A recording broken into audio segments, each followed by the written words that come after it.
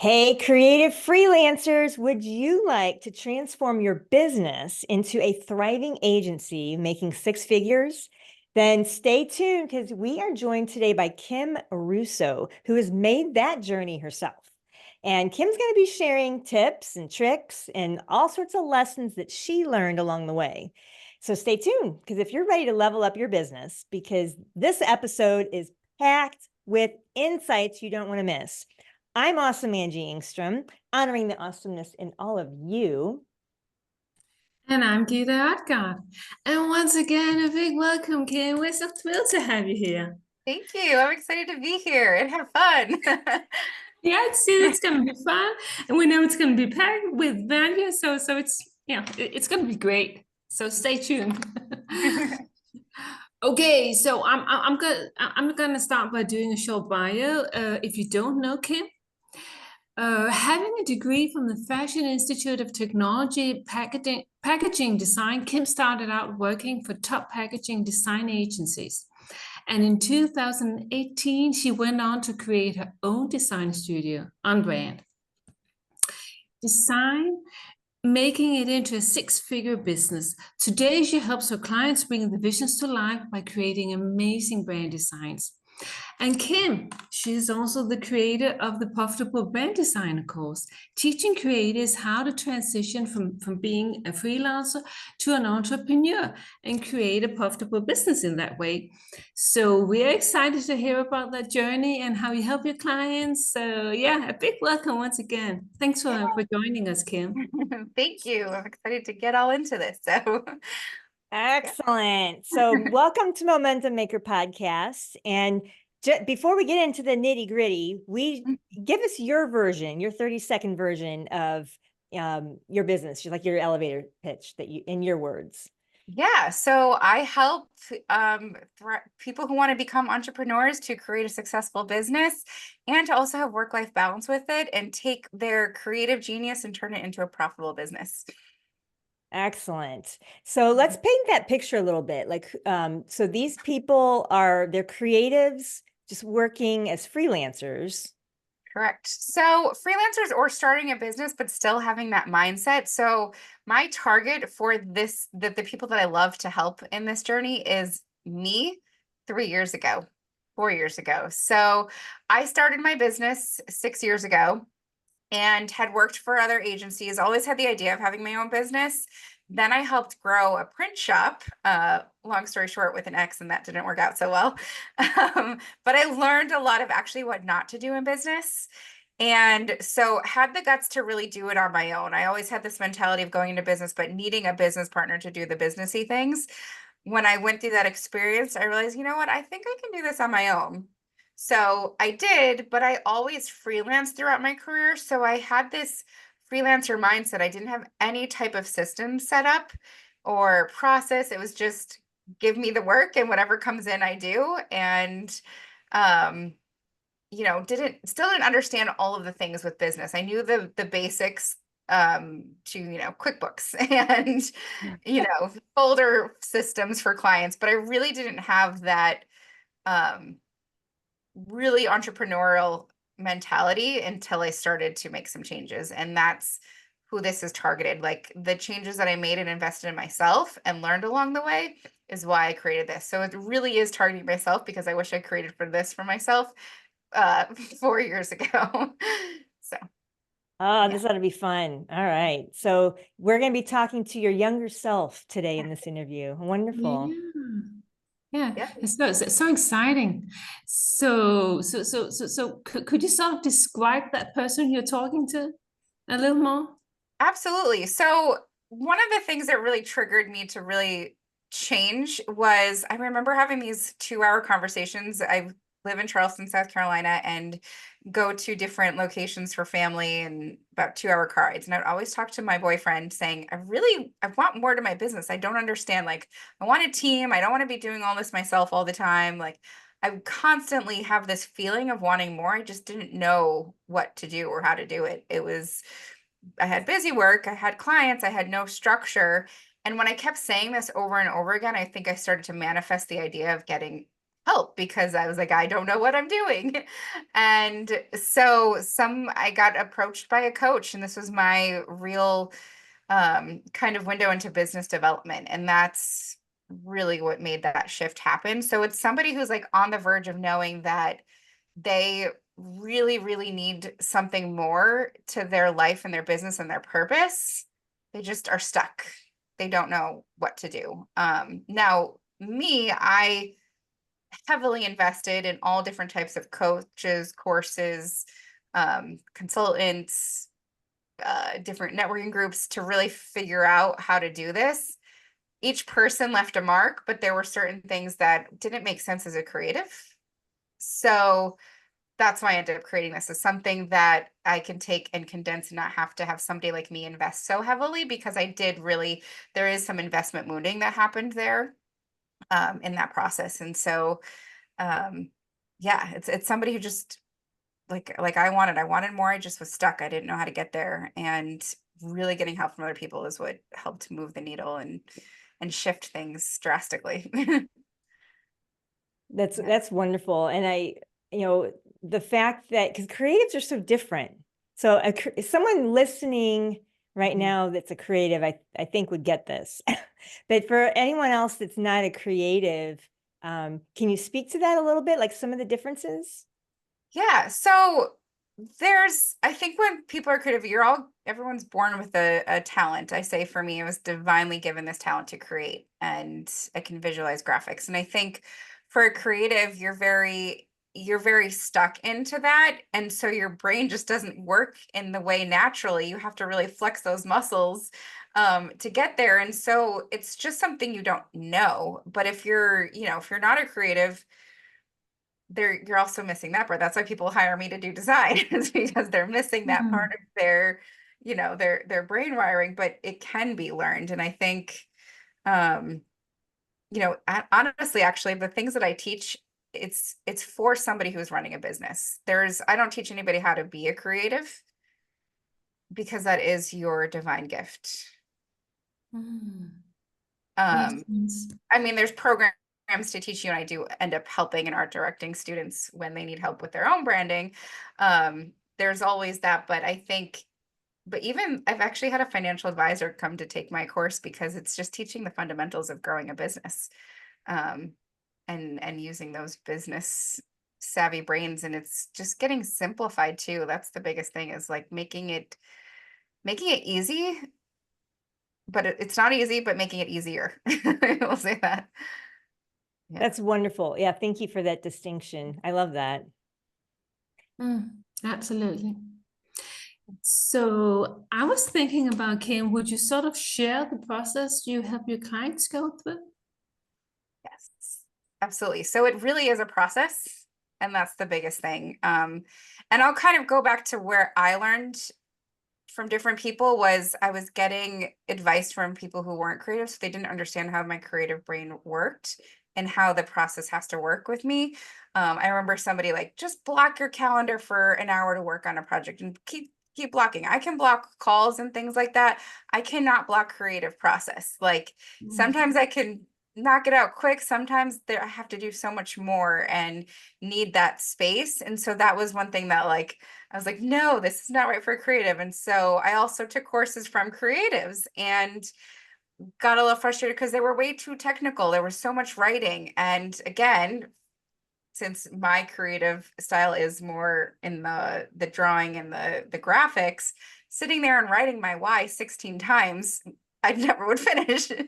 So, so I did want to take the good nuggets that I learned from working with all these different mentors and put it in a way that's a system that's easy to digest, and that there's a process, because it's not a quick fix. To tell somebody that you're going to go from making 60,000 to 100,000 in 7 weeks, like, bless you, hopefully that works, but that is not what I teach. It's a process, and it's a process that you cannot go from A to Z quickly. You've got to implement everything. So the first thing I start with is mindset, because that's when I really felt the shift.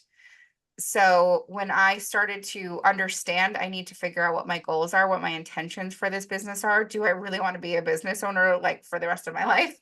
Um, do I want to, where do I see the business going? Because that also affected how I was going to move forward with it. So getting the mindset right straight off the bat is where I lean into first with everybody that starts.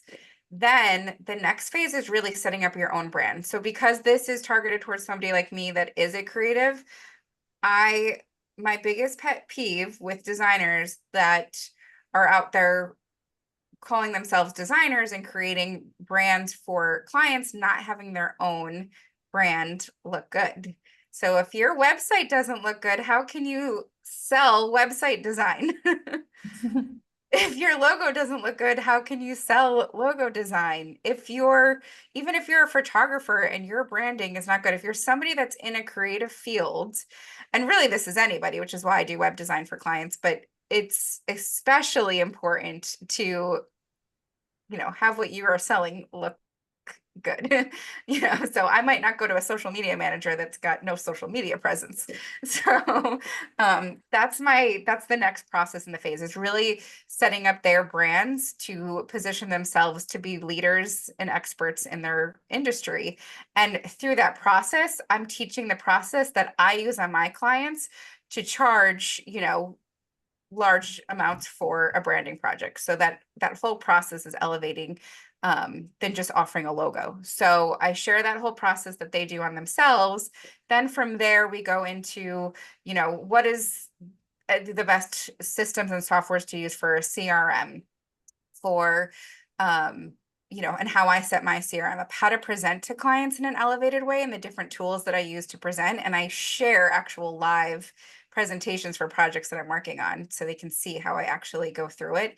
That comes back to be really elevated. So the clients, again, that's validating charging more because you're offering a more personalized service, and your onboarding and offboarding and all of that process. Also setting up automations and proposals and templates so that you're not sitting there like I used to do for 2 days trying to figure out what to charge somebody and type up this masterful proposal, where in those 2 days they might have gone somewhere else by then. So that's a whole part of the process too. How to build your portfolio in a strategic way that is going to help attract clients. And then it goes all the way into networking and getting visible and getting on podcasts. So Wow, it's you're a covering it all. Oh, that's awesome. Yeah, really. Yeah, it's impressive. Yeah. That it's really is. And it's and a I whole, yeah. go ahead, say that No, I again. was just saying it's a whole evolution of how to get there, because it's not a one thing is gonna cause you to become over six figures. It's doing all of this in a systematized way that will eventually get you there. That's Mm. and it's interesting gosh, everything you listed, it, like you said, it's a process. It's not like, okay, figure out your onboarding and offboarding. I wrote that one down because I'm like, that's one of my big peeves is Yeah. most courses and coaches and whatnot, they don't have that down. Yeah. Been to so many courses and whatever, and and I just take notes every time. I'm like, okay, I'm not going to do this. I didn't like how they did that. I Yeah. learn a lot from what I don't like. Yeah. So I love how you've gathered all that intel and put it into this course for the people that you resonate to are gonna catch on. I love that. Yeah, and it's always evolving too. So I'm trying to build it more as a community, and that's the goal, because right now I'm actually working on updating all of my onboarding and offboarding process just a little bit more, because I'm trying to elevate to the next level of six figures. And so building a community where continuing, this is to get you to six figures. Now this is what I added to get me to this next level. So that's what's exciting me, working on new stuff to help build and grow the community and continue the journey. That's Yeah. really neat that you do that live with the group. That's really cool. Yes, So there's a once a month group coaching aspect. Now, I say more I'm a mentor than a coach. I'm not a licensed coach, but I've learned so much and I've experienced so much that I can help share value and help along the course, because there's certain things that might need to be a little bit more personalized to somebody, especially software. I give my recommended software, but that doesn't mean you have to use that one. There's others that can serve a similar purpose. You know, for example, CRMs, I use ClickUp, there's Notion, there's Trello, there's they all serve the same purpose, but it's how you use it and apply it to your business is what's important. Absolutely. Let's talk about some of those people that you work with. We love stories, success stories. So tell us some fun stories of your clients. Yeah, so I've got you know what, it's funny, when I started it was like a little bit of a range that I wasn't expecting, because I do have my ideal, you know, niched down client avatar, you know, all of that. And some of the people that have come into the course, it's blown my mind and it's been amazing. But one woman, she came to me and she was in her 60s and recently divorced and had always positioned herself as like her own business, but it was like freelancer, and she had her few clients and that was just kind of getting her by. But then when she became, and she's not quite 60, but when she became divorced and had to really grow this into something more, is when she invested and really help her to continue on and have a business that she can now support herself more. Somebody else, she is, you know, in her late 20s and really didn't have clarity on what she knew. She was a creative. She was teaching students art therapy. That was her passion and part of her business. But there was a disconnect between that, also her building a more of an agency model, and then her still wanting to work for other clients to take on big contract clients. So what we ended up doing is getting so much more clarity with her, not just in her going through and taking the course, but she now is, we were on a group call and one of the other girls came to me the next day. She's like, I don't understand what she does. And this was one of the first calls. Now we're actually 6 months in and it is so clear. She's got clear, she actually now has two websites, so she's very clear on what one is for and what the other one is for. And so she's treating them as two separate businesses and entities, but now there's no confusion. So it's not just how she set herself up with now having a proper brand and logo, but she was able to create a brand that can work for these two businesses and still be using similar brand elements so that you can still tell that they're part of the same, but she's clearly positioning herself for the two different ventures that she wants to be a part of. So that just gave me like chills again to, you know, see the progression and the difference. So one of my students, actually, I call her my mini me. So she connected, you know, she found me through a LinkedIn post for a live webinar. And she actually works for, as a contract client, she works for one of the companies in New York City that does packaging design. That was one of the companies that I worked for almost 18 years ago.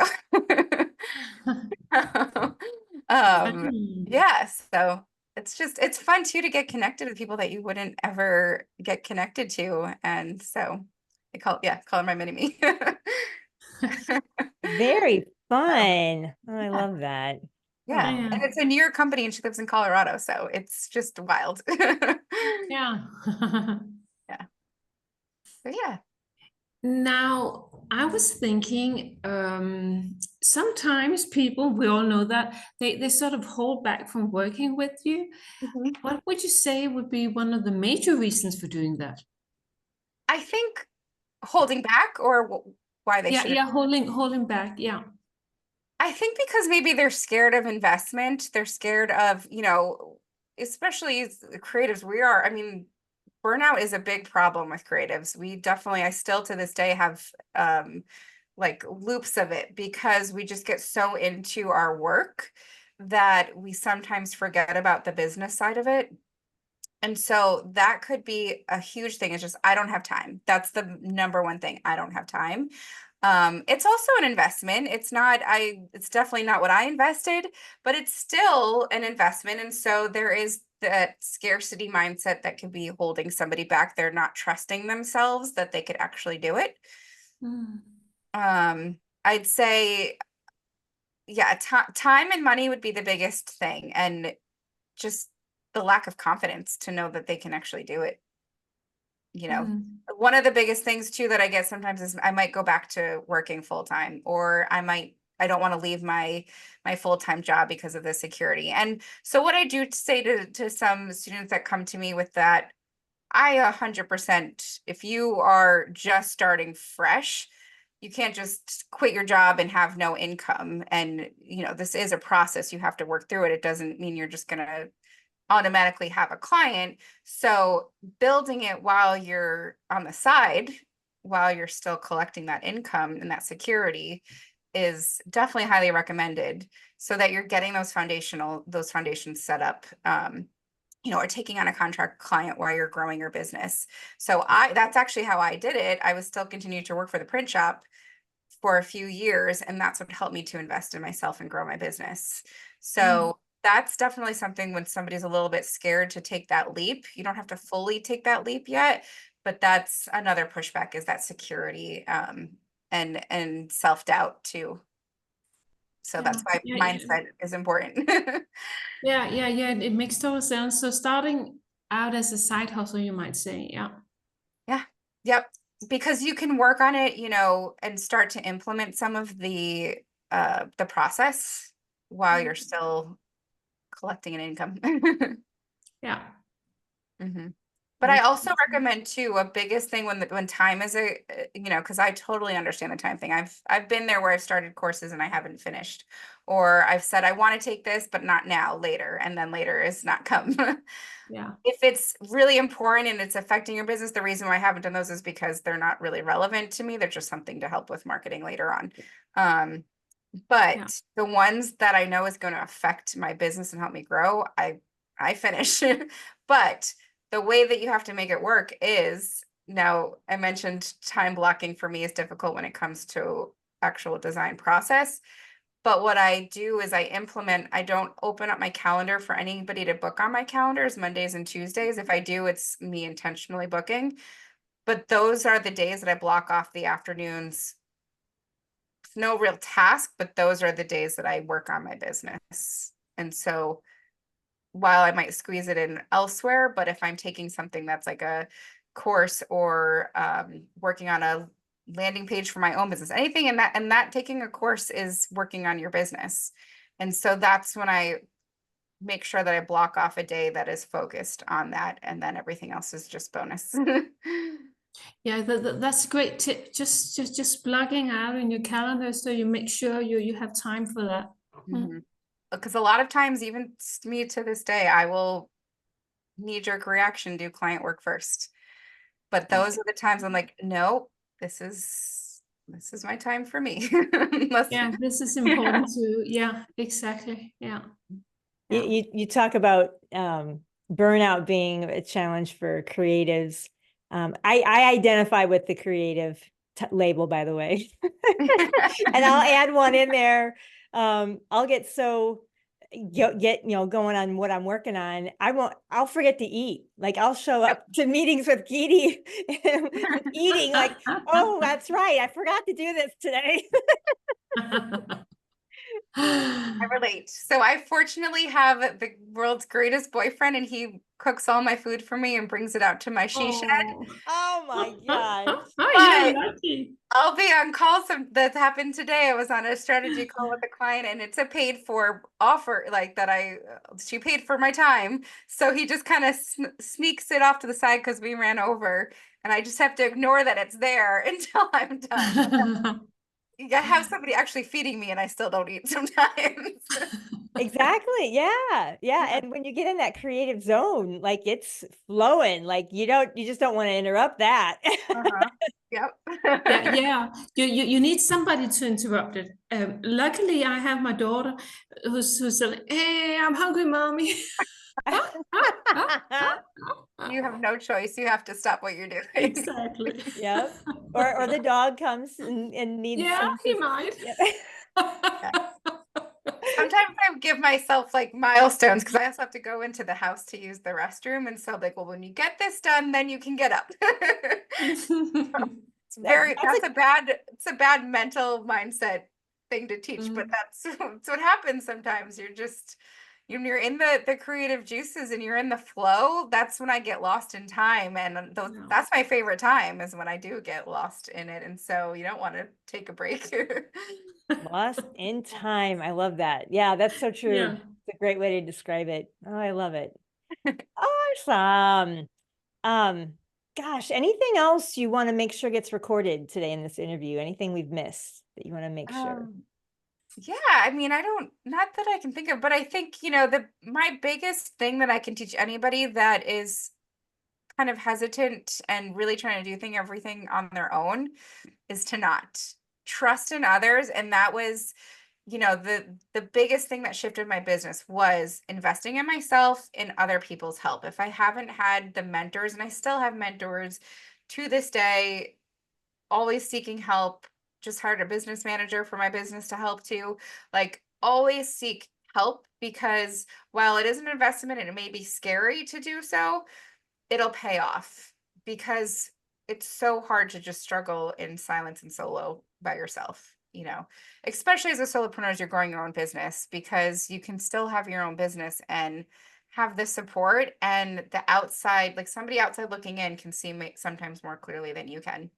And Mm. so really taking that chance and that faith to, and you also want to connect with that person. It is a relationship. It is a, even something like a course where there's only a group element, but you're learning from that person and trusting in that person.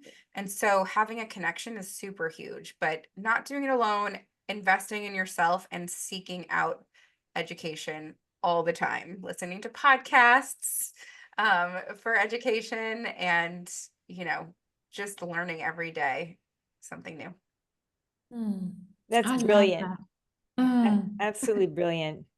Awesome. Awesome. Great words of wisdom. So if you're creative out there, gosh, thanks for listening. What should Geety, unless you have anything else, I think we'll kind of wrap this up. Yeah, I was just gonna say one thing. It sort of reminds me, that sometimes as entrepreneurs, we get so busy working, doing the day-to-day work, that we forget this element about, yeah, we need to continually invest in ourselves and in our development. So thanks for bringing that up, Kim. Yeah, and, absolutely. and having to do taxes, bookkeeping, that kind of thing. Oh, that stuff I did hire a bookkeeper. Right.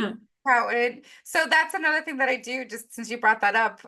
One of the things I help my students with is, there's a fear around hiring help, Hmm. and there's a strategic way to do it. So I hired help. So even the things that I'm talking about that I implemented into my business, I didn't do it all myself. So even in the early stages, getting help, like a VA, or even if like an assistant, somebody that is super part-time but can help set up some of those admin tasks, and setting up like Honeybook was what I use for my CRM, setting up your project management software, helping to set those things up and figuring out like a budget that you can work with is, especially for those freelancers that say like, I'm too busy.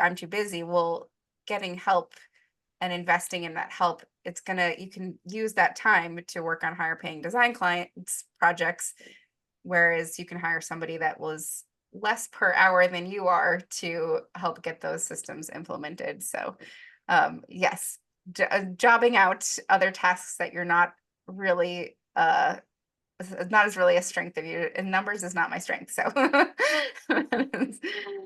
Yeah, yeah. and it's interesting, especially like the numbers side for a creative.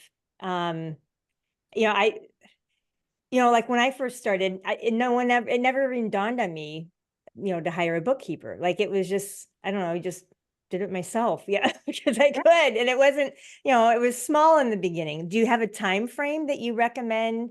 Like, is it just when someone needs bookkeep? I mean, now we're on the bookkeeping topic, but like, Yeah.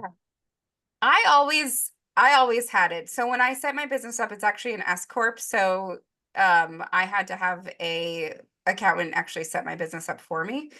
There's an LLC you can do on your own, and probably an S corp, but I didn't want to mess it up. So I hired somebody initially, but last year I parted ways just because I wanted a little bit more strategic bookkeeping. And so that was for me 5 years in, but I always had an account that was able to do my bookkeeping too as well. And I would help out just by what I would do was tell her what was business, what was personal on my credit cards. And that's really what I would do. I still do my invoicing myself. Sometimes my team helps, but that is something that I still do because sometimes there are customized jobs or I like to use QuickBooks. So that is something I'm still doing myself. One day I'll hope to get that off of my plate, but that's not necessarily bookkeeping. That's just sending an invoice and I batch that too. So, but yeah, I would say pretty much right away, if you're creative and you're not good at it, at least if there's an accountant that can do both so that you're not paying a ton out, but you want to make sure that you're not messing anything up and then getting penalized and having to pay more in taxes than you actually need to. So, and then also the thing that helped me with taxes is investing in myself and my business. So the more I spent on, especially at the end of the year, with getting rid of any extra business, putting business expenses, that's a tax write-off. So any coach or course or, retreat or conference that I go to, all of that is written off, and that really helps out in tax time. I'd rather use the money to invest in myself than the government. So that's Yeah, For my little sure. spiel. So yeah. Great tips. Yeah, Mhm. absolutely. I, it's interesting. You said you had your accountant set up your S corp is what S you corp, had. yeah. Mm-hmm. Okay. See, I had an attorney do mine, so that's interesting. Okay. Yeah. Yeah. Yeah, there's all sorts of different ways to slice and dice this world of business, but I love that you've it sound from that list you gave us, you've captured from beginning to end a lot of great nuggets. Mm-hmm. I'm excited for those of you listening. If you want to, if you're tuned in right now and you're like, oh my gosh, I want to know more about what Kim is up to, where should they go to find you, Kim? Yes, the best place would be Instagram. I love to hang out there. Obviously, a visual person. So, and it's on brand designs. There's an underscore between the spaces. So on underscore brand underscore designs. And links in my bio will direct you towards the actual course and other things that I have to offer too as well. There's a lot of freebies and strategic brand planners, lots of stuff. So, yeah. Okay, so I'm just going to repeat it on underscore brand underscore designs on Instagram. Yes. Go there. Okay, Kim, this has been so much fun and so valuable. So thank you for joining us today. It's been such a pleasure. Thank you for having me. You're welcome. So let's wrap it up, Angie. I'm Gita Adkar. And I'm Awesome Angie. And thanks for listening to Momentum Maker Podcast. So keep your momentum, keep moving forward. And if you happen to be a course creator spending too much time selling one-on-one and you're ready to condense time and sell one to many, that's what Geety and I do. So open up a tab on your browser and go to elitevirtualstages.com/blueprint and learn how you can turn your expertise into 6 and even 7-figure days using live transformational virtual masterclasses. So once again, Kim, thanks for joining us. Thanks everyone for listening. All right, thank you.